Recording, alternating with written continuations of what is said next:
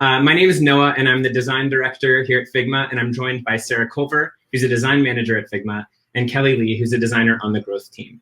And today we are going to be doing a critique in FigJam about FigJam, which is kind of meta, and this is something we're used to, I guess, all the time. And we're also joined by 8 members of the Figma design team, as well as a product manager to kind of showcase how we would do cross-functional things as well in design critiques every day. Thanks, Noah. So, like many teams, we have design crit meetings regularly. We have crit a few times a week, and we've recently broken out into focused crits based on specific features and areas that we work on.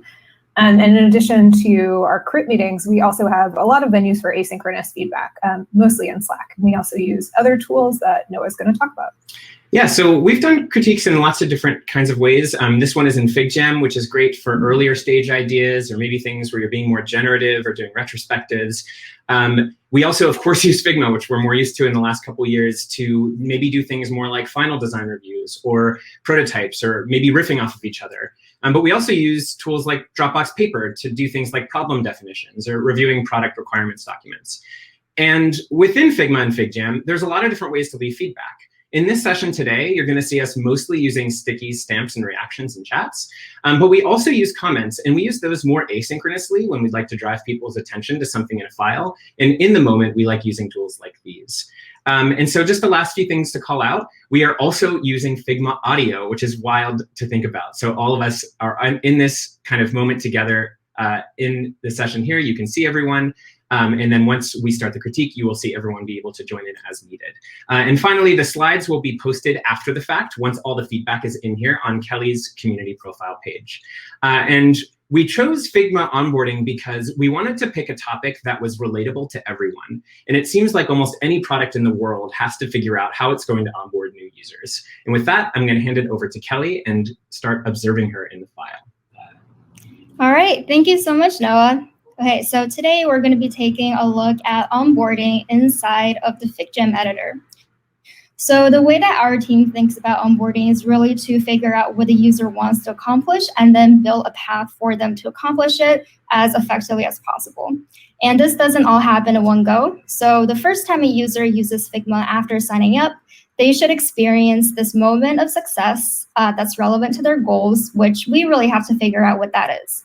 And the path doesn't stop there. So in subsequent visits, the user continuously discovers more value in Figma throughout email campaigns, tutorial files, etc. And I think there's so much more that we can do here in the future.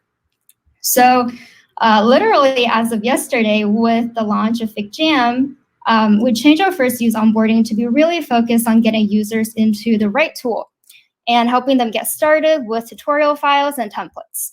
So once a user has chosen a tool, we show them a couple of tooltips reserved for the most important information like zooming, panning, and then users can really just start learning FigJam by hopping into this tutorial file and playing around with the canvas.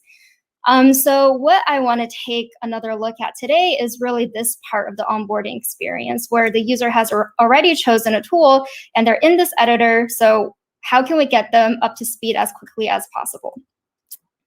So in past user research, when we compared a feature walkthrough experience with tooltips versus a more hands-on flow, where a user tries out things on a canvas using something like a tutorial file, the latter was generally more effective at kind of like teaching user how to use the editor. And we think this is probably because actually trying out the tools is a much more effective way to solidify your learnings versus kind of like passively consuming content in these tooltips. So for FigJam, having this tutorial file was really kind of like the cheapest way to deliver this hands-on learning experience given our limited resources. But I think there's just so much room for us to make this experience much richer, much more interactive, and better for the users. So in this research session, there was a quote that I really loved. A participant got their teammates to try out Figma, but just sharing this file with their team, and their team could see their cursors moving around in the file and see what they're doing. And once they understood how they can just join the file with the participant that we were interviewing, they were really compelled to like sign up and jump in themselves. So a feeling that I really want to evoke with this onboarding flow is to kind of have this buddy with you in the editor, walking you through the features of FigJam the first time that you arrive. Cool.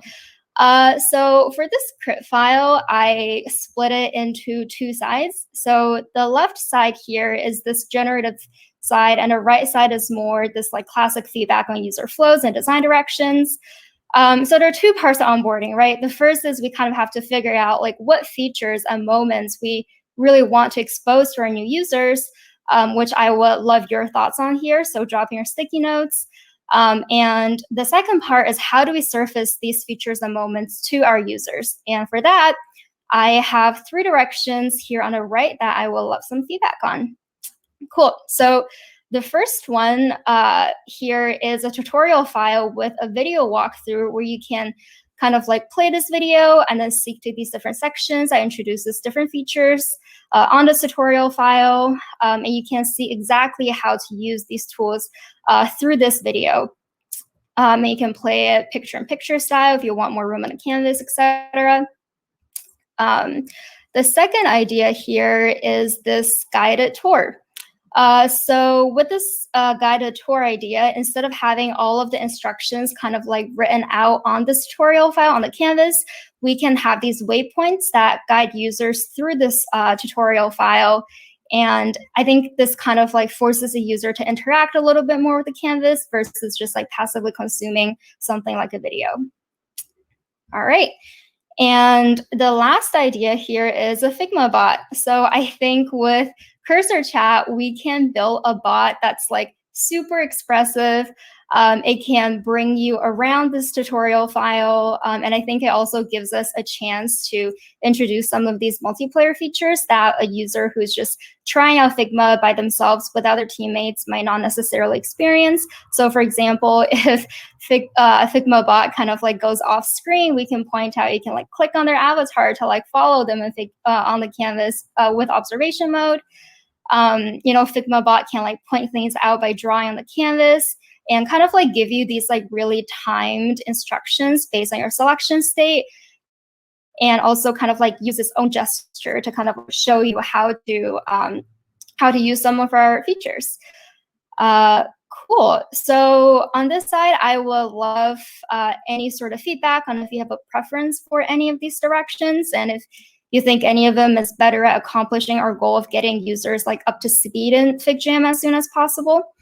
In the generative section, I also pasted in some of the competitive research that I have done while working on these flows. So if you have any products that you think I should really check out, please just paste in your screenshots here, or like leave a sticky note with a name and I can go check it out afterwards. Cool. So before I go heads down for the next 10 minutes and kind of like let the stickies fly, are there any like clarifying questions?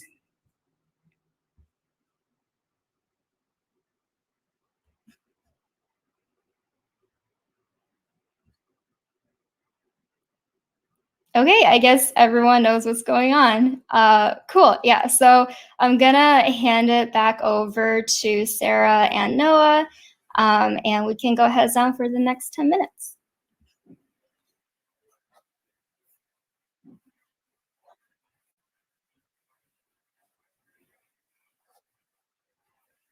Something like that. In this particular case, Sarah and I are going to act as kind of like ESPN commentators. So Sarah and I aren't really participating in the script so much as giving feedback, but we might kind of move around the file and kind of comment as we see people leaving notes. So we'll see how that goes. Again, we've never done this before, and we also haven't shown anyone these files beforehand. So this is the first time that not only all of you are seeing these designs, but it's the first time that our designers are seeing these designs as well. What I love about Kelly's file that she's designed for this activity is how clear she was about expectations for how people should participate. I think she's going to get amazing feedback because of how clearly she's laid out the type of feedback she's looking for.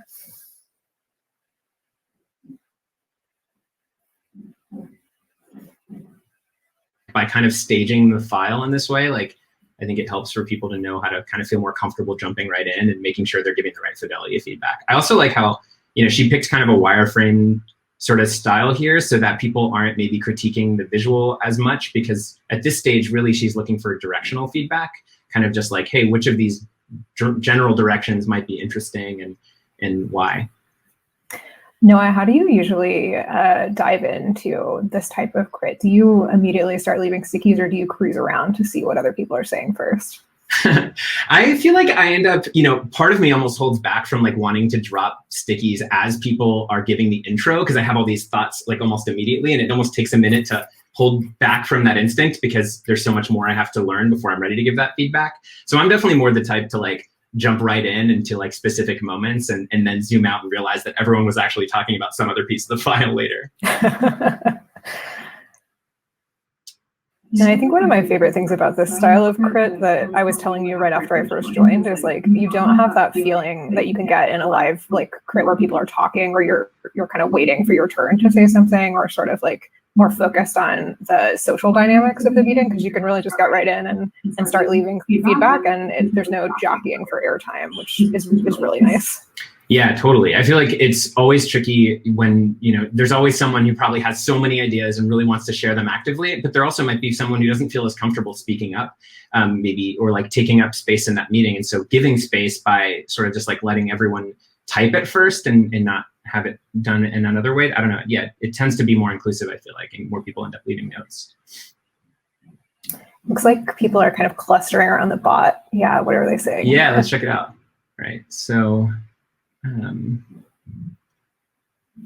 looks like there's an idea from Marchin to see what would happen if you kind of combined video with the bot. That's kind of neat, like kind of imagining like a little kind of moment showing up, and then kind of the cursor moves, maybe another moment gets illustrated. That's an interesting one. Yeah, I think that bot idea is super intriguing. I was a little bit skeptical, but when I saw the actual explorations, I'm like, yes, I would like this. And there's even a mix of like, there's some clarifying questions, which is pretty common here. So in particular here, like Heather's curious, like, when does it show up? Like, does it show up right away? Does it show up, as it detects? Oh, that's cool. Like as it detects certain things. So like if you put two shapes side by side, the bot might kind of show up. I understand what she means now when she says clippy vibes of that happening. And I'm sure that's a tricky balance to like not interrupt people and not get it wrong. I think also a nice thing about this format, just to jump to the meta level again, is usually the presenter will zoom around also and like add clarification. So you don't like sort of waste time listening to an answer to a question that one person has, because Kelly can just kind of drop in and say, oh, here's how I was thinking about it, or what do you think? You can already see here that she's kind of agreeing with a note about kind of like, how do we make sure that closed captioning could appear? How do people, how do we make sure that the bot is helping people in that way too? It's also kind of neat to see like people bring in their experiences from other companies. In this case, Ryan's talking about an experience that worked for them at Dropbox Paper, and sort of like figuring out how to show like lighter weight tours like GIFs. And so it's I don't know, it's kind of neat to bring in different perspectives and different learnings from the past. I feel the same way about like, this idea of showing kind of some research in the file that kind of gets people thinking a bit more broad about like what the opportunities are and what they could be doing, while sort of balancing like not getting too hung up by those ideas and assuming that that's like kind of, the only way to do it. Yeah, totally. Oh, wow, Ryan has some ideas. Oh, nice. Yeah, he's dropping in an example to complement Awesome. the sticky that he had here. See what's going on over here in the generative side. It looks like people are more interested maybe in giving critique than kind of leaving the moments here, which might make sense given the time constraints. But in this case, it looks like, maybe making sure this area is kind of just about like what should we teach, and this is like what might make you stick around. So for the first 30 seconds, you might have different needs than like the first week, for example. And it's kind of cool to see Jenny, the lead designer of FigJam, for example, bring in the experience of what they know so far into that perspective. Emily, the PM from FigJam, is also here, which is particularly helpful as well to give that context. A sticker. Someone's used a sticker. Fantastic. There's definitely like, yeah, we'll see if it'll come through in this particular session, but there's like a lot of like sort of whimsicality, I don't know if that's a word, but that comes into play sometimes. You're kind of like, poking fun in different moments and sort of like, but yeah, it's neat to see kind of the mix of +1s and stars and stickers already. Love it. Noah, what's the history of using Figma for crit? Has it always been the way that we've done it, or did it evolve to this? Yeah, good question. I mean, so I joined Figma about 3.5 years ago, and it was definitely being used for it then. And so I'm sure that it's definitely evolved over the years. Certainly, as we were only like 4 designers then, and it was actually even more cross-functional at that point. So we had a lot more engineers in the room and things like that, which we still try to do from time to time. But I would say the other ways it's evolved is like, how do you account for, right now you'll notice there's 10 people in this file. And so how do you handle that volume of feedback? It sort of changes from when it's like 3 people and you can have mostly like kind of deep, rich conversation about something. In other words, it kind of feels like it's easier when you have more people to go kind of broad because you get so many different kind of perspectives coming through, but it can be sometimes more challenging to go really deep into one topic. And so we're often talking about like, how do we handle that balance? Like, how do we kind of make room for both going broad, but also catching like a particularly tricky detail and zooming into it. And we'll see, because we've carved out the last 10 minutes at the end for some discussion, and we'll see like if there's particular moments that Kelly has noticed that she's going to end up wanting some clarifications on, or for like a deeper dive. So it's definitely evolved. If anyone's interested, we've actually written a lot about how we do critiques on the blog. And so you can just Google like kind of Figma blog, find it there, and learn more about how we do critiques then too.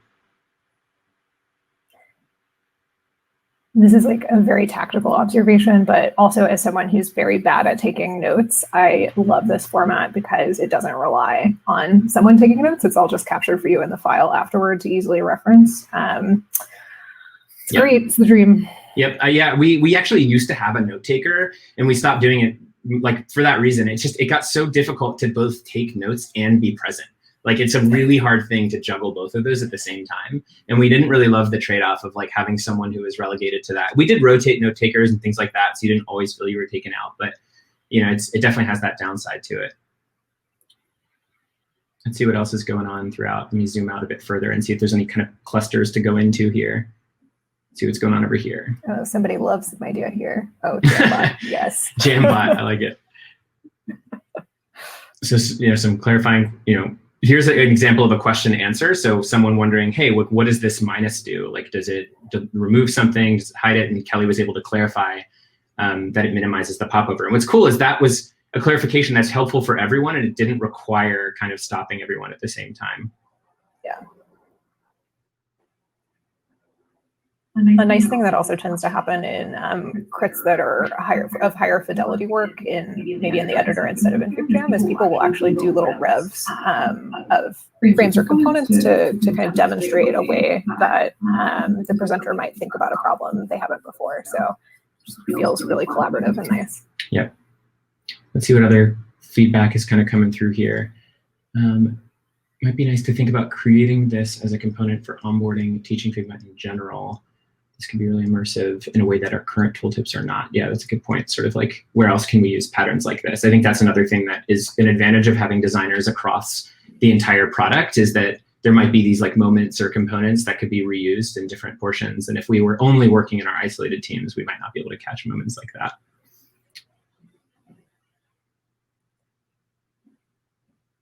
I knew you were working with visuals. Yeah, so there's some feedback here on like, what should I look at? Should I look at the Figbot kind of moment here, kind of where it's circling something and its cursor? Is there another area that it's highlighting at the same time? Like, how do you handle conflicts? It's a good one. Let's see what else we're getting. Oh, so many stickies. This is great. Yeah, it's definitely evolving. Actually, another thing, is it's interesting to see the different like pacing of like when people go to different parts of the document.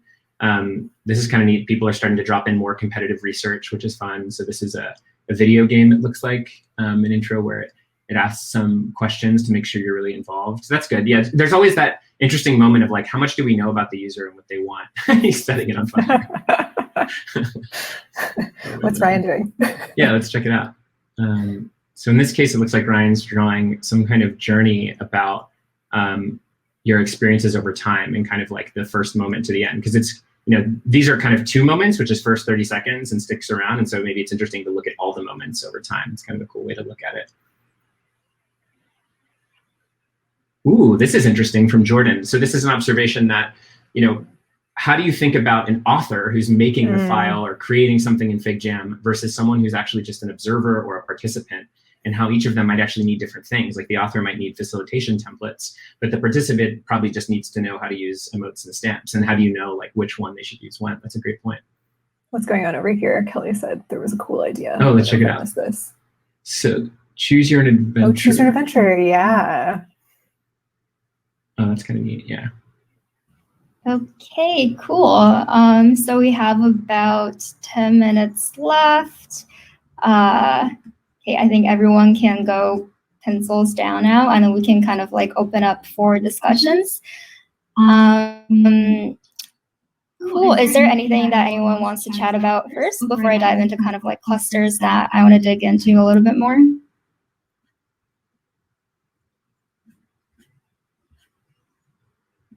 Okay, cool. Well, I think there's like generally this sense of like wanting to be a little bit more granular about or like personalize the onboarding experience based on like who you are as a user. So Jordan, you had a really great sticky note here kind of about here. Yeah, it'd be interesting to break this down further by job title since we asked for this info sign up.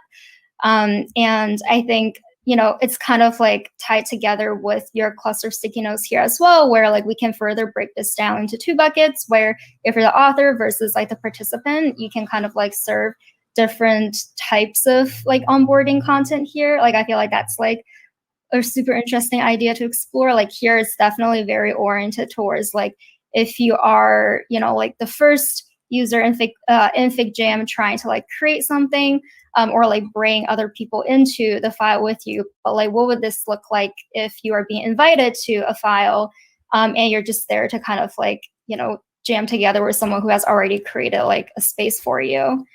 Yeah. Does anyone have like anything else to add on to that? I feel like this is also connected to this, like people have different modes of learning. So it would be cool to kind of like get, you know, allow people to like choose their own adventure in some way. Yeah, feel free to unmute anyone who has any thoughts on this in Figma audio here and weigh in. I do think that's a really interesting trade-off of like, how do you balance? There's like a million different ways you could teach different people different things, and we probably can't do all of them, both because technically that's probably really hard to build, but also because it doesn't really, you know, offer any amount of kind of consistency or point of view, which can be a tricky balance to make.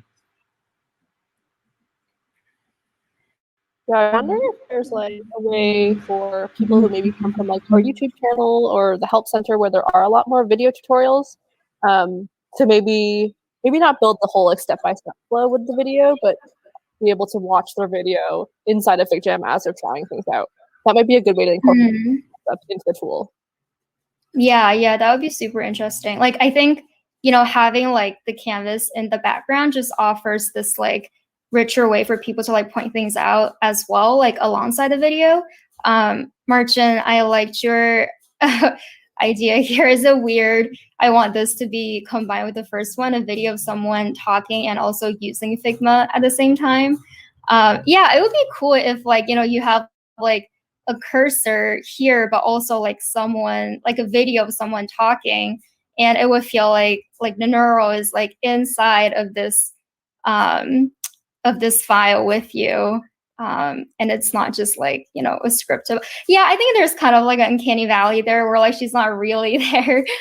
So I do think like the execution of this would be really important to make it feel natural and not like forced.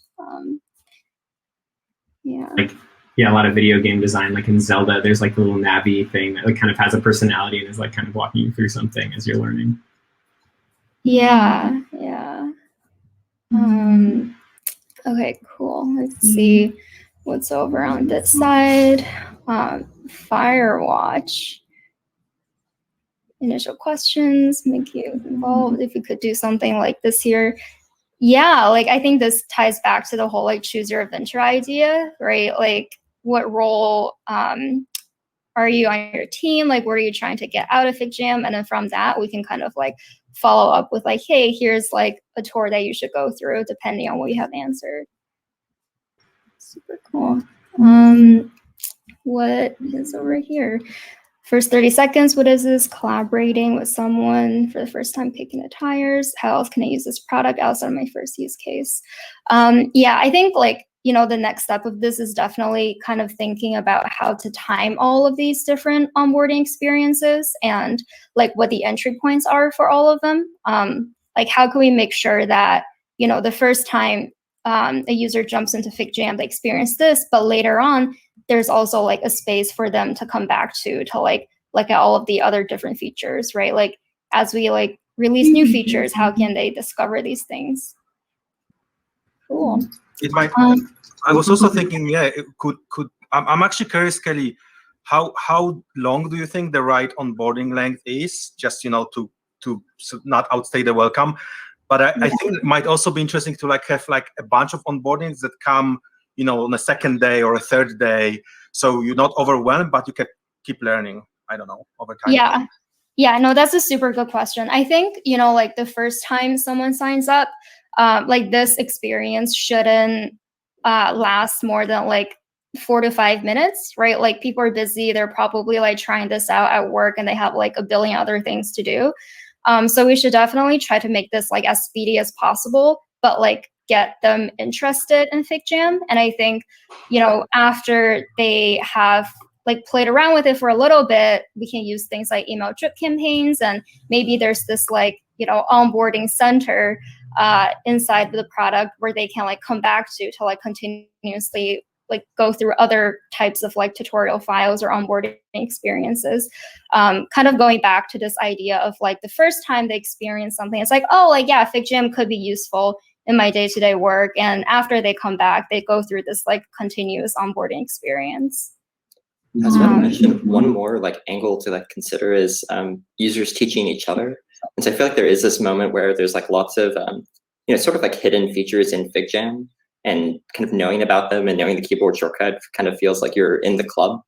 And so I could imagine moments where, you try to make it possible for, when we're doing like our first brainstorm, to make it easy to like kind of somehow say like, hey, like this is how I'm doing this, and like kind of talk it through, and kind of think about those sorts of moments as well. Yeah, for sure. Cool.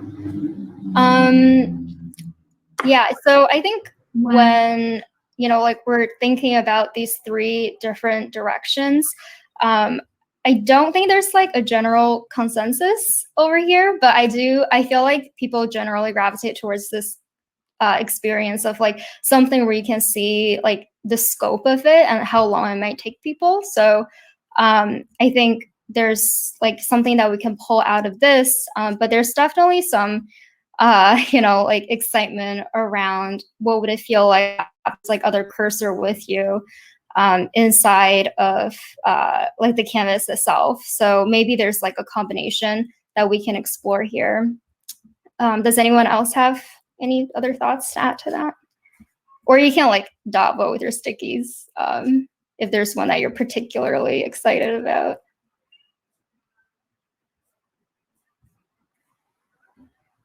Ellie, one thing I wonder is how we're thinking about the kind of brand voice of Figma, which I think historically we've had Figma and now we have FigJam. And do you feel like FigJam should have its own sort of personality as it approaches onboarding?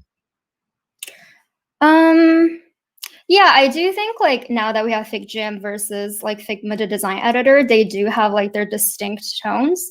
And, like inside FigJam, I think we can be like a little bit more fun and playful with our copywriting. Inside, like if we were to bring this into Figma, we can have something that feels like a little bit more utilitarian. Cool. Okay, I'm seeing faces around this guided tour here. Guided tour, what made you decide that?